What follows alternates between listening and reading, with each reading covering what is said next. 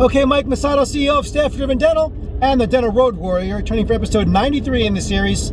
So happy holidays to everyone watching this at the end of the year. It's the end of 2020, and I know we all want to put this year far in the rearview mirror as possible, no pun intended. So once this is behind us, it'll be a great thing. But I want to talk, this is one of my pet peeve videos to end the year. This is my last Dental Road Warrior of the year. But I'm going to share with you a pet peeve video, and to me it drives me crazy when I hear it. And obviously, if people hear this, it could be confusing to a dentist hearing this, especially if they hear it from a loved one they're attached to. Because one of my favorite lines I always get, when I present coaching and consulting to a doctor, is when I hear from the doctor's spouse, husband or wife, say, "Hey, but I have an MBA." And this is my MBA, meaning a Master's of Business Administration. Right, and what they really need to have is an MDBA, which would be a Master's of Dental Business Administration, and then we can talk, all right? Because an MBA, and first of all, and I've said this many times before, you don't need an MBA to be successful in dental practice. That's apparent because many doctors that are watching this are succeeding and are making it and doing quite well for themselves with either coaching and consulting or on their own without an MBA. And of course, they teach nothing of this in business at all in dental school as you get your degree, and it's kind of stuff you learn after the fact. But there's a misconception here that if you speak to someone or you get advice from someone that has an MBA, you're going to be successful. So an MBA, you have to understand when MBAs came into existence, it was in the early 20th century when the country was becoming industrialized and companies saw it like scientific management. And these are courses that cover things like business administration and accounting and applied statistics and human resources and all those fun things that you put your attention on every day, right? Of course not, all right? I've taught in dental schools over the years, and it's an interesting phenomenon, when I had like 40 minutes to teach the dental students, and it was like deer in the headlights after 40 minutes, like, wow, we have to know this kind of stuff, we should know this, this is important. You're never going to learn, first of all, and not to mention most of the stuff that you get in this degree doesn't even apply, because a lot of this has to do not with the service industry of dentistry, right? Because I'm sure when this degree was created, how much of it really was applied to the healthcare industry, particularly dentistry.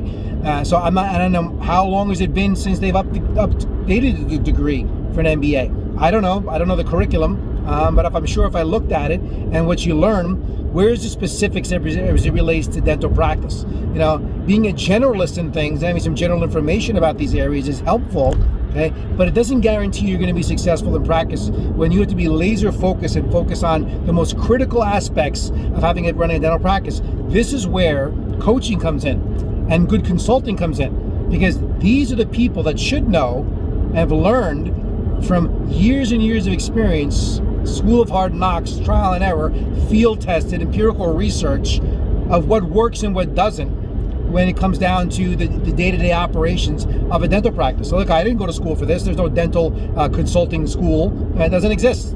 It just doesn't. I took what knowledge I learned and it was basic stuff in other fields and applied it to dentistry, and then learnned through experience what worked and what doesn't work in dental practice. And I can tell you there's a lot of misconceptions, and it's simply trying to apply, standard,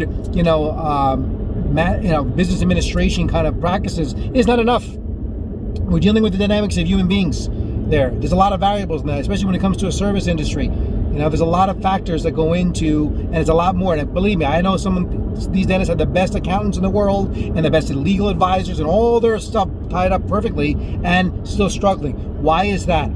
Because they haven't gotten someone in there who's going to teach them what they need, the Master of Dental Business Administration, in terms of how to make money in a dental practice and be successful, whether it's with marketing or sales, as it relates to dental.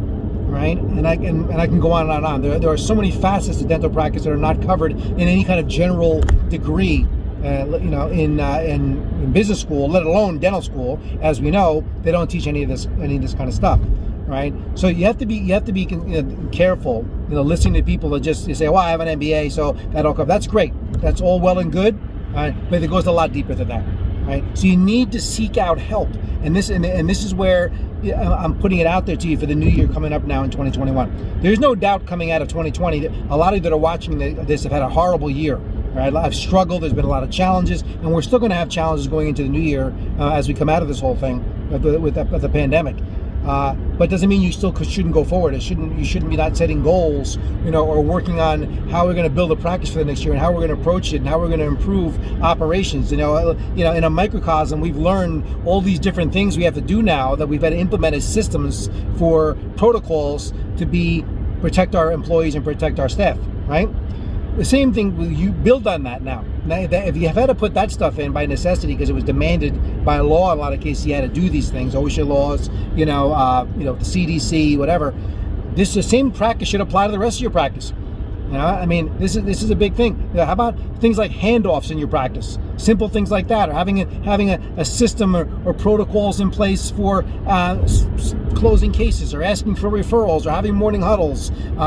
What else? Having staff meetings. These are all valuable parts of practice that are just as important every day because they affect the bottom line of having these protocols and systems and procedures in place. And yet we spend so little time on learning all this stuff. You don't got to go back to school for this, because even if you did and you wanted to invest all these years, you already spent enough years of your life in practice in school, getting higher education to get your degree, right? And if you wanted to learn all this kind of stuff, you would have. All right. So make it life easier on yourself.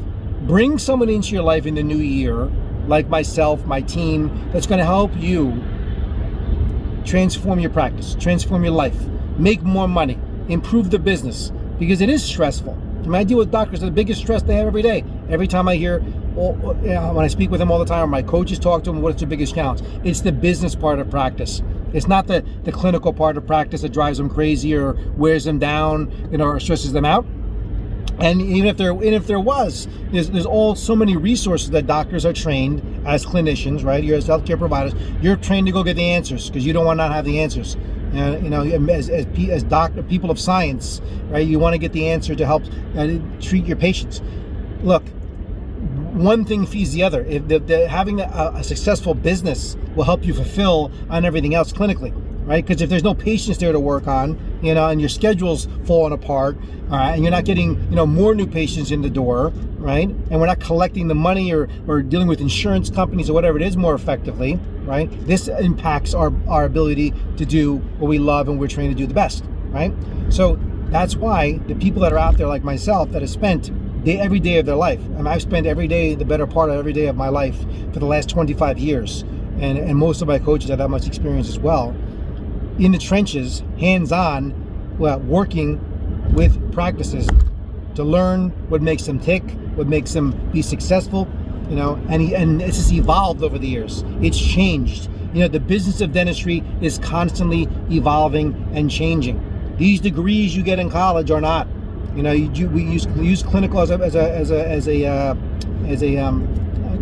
parallel, right? When you went to dental school and learned what you learned in clinic, think about what you learned in clinic 20 years ago as compared to where dentistry is right now. It's evolved, it's changed. Things that a lot of what you learn, some of it's obsolete by now. Some of it still applies, some of it doesn't. Well, guess what? The same thing is with business, right? So I got to see at the turn of the century when an MBA was created, a lot's changed, right? Some of the core principles may apply, but as it applies to dentistry, and if dentistry was even a consideration, it doesn't exist there. So don't rely on people that have a lot of letters after their names. That's what I'm trying to tell you all the time, right? We need our CPAs and our MBAs and other people like that around, but it's not the be-all, end-all everything. They're a very small portion of the big picture. And if you want to be successful, the best people to bring in are these people that have masters in dental business administration, which are like those coaches that have done this in every facet of dental practice, whether they're office managers, they've been clinical, mastering clinical stuff they've done, and they've observed and they've worked hands-on in practices, and they've seen, what works and what doesn't work successfully time and time again. Because a lot of what was put together in scientific management was based on empirical research. It's based on observation of what worked and what doesn't work for business, right? And that's why they came up with these theories. Well, guess what? The same thing goes true with dental practices. I spent a lot of time, right, over the years, mastering these things, these techniques, and evolving these techniques and changing them as things have grown and changed in dentistry. So don't let that be something that holds you back. Right? Because it's very easy to just say, I'm going to defer to someone who's got a degree and whatever. But is that really going to motivate your team? Is that really going to get them to produce and comply and generate and make your numbers like they need to? There's a lot more that goes into it, right, than having all that stuff in a row. It's important. Don't get me wrong. I'm not saying you shouldn't have this stuff, right? But most importantly, right, get these people into your life that have these masters without, and they don't have an official piece of paper, right? But they should have a resume, and they should have a life of experience making practices successful. All right. And if you want to find out more about how to make your practice successful, here's a little pitch for you to end the year. Check out my company at staffdriven.com. If you want to learn more about me and what I do and what my coaches do, go to staffdriven.com or dentalcoachingondemand.com as well to learn more about ways that coaching can come into your life and help you grow and succeed in 2021 and beyond. Thanks for watching, and I'll be back in 2021 and as we continue on with the series.